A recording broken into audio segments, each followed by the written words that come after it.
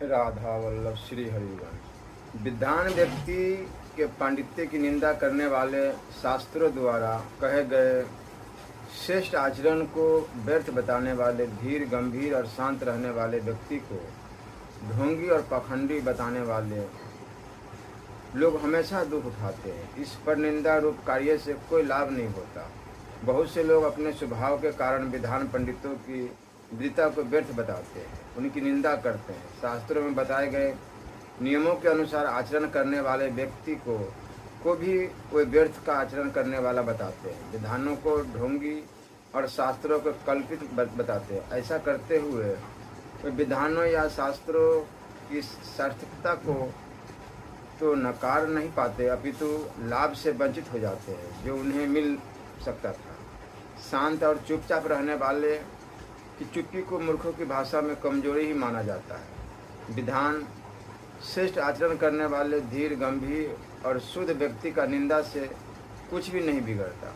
हाँ, निंदक सदैव दुखी रहते हैं। यदि कोई नदी का जल नहीं पीता तो उससे नदी का क्या घटता है। दान देने से दरिद्रता नष्ट होती है, अच्छे आचरण से कष्ट दूर होते हैं, मनुष्य की दुर्गति समाप्त होती है, बुद्धि से अज्ञान नष्ट होता है अर्थात मूर्खता नष्ट होती है, और ईश्वर का भक्ति से भय दूर होता है।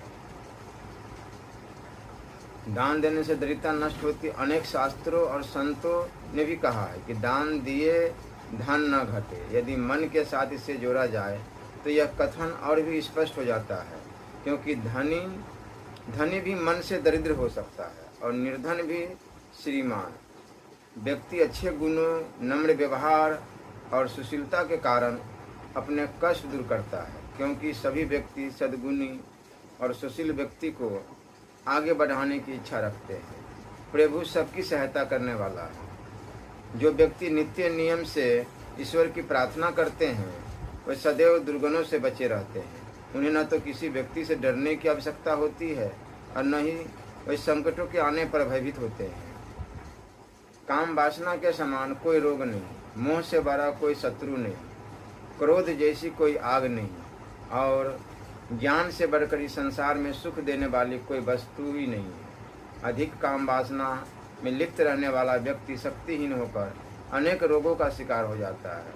वह काम वासना की पूर्ति के लिए रोगी से संबंध बनाकर किसी रोग की गिरफ्त में भी आ सकता है। व्यक्ति का क्रोध उसके आग का काम करता है, उसका अपना क्रोध उसे ही जला डालता है। ज्ञान से बढ़कर संसार में सुख देने वाली कोई भी वस्तु नहीं है। जो व्यक्ति बुद्धि और विवेक से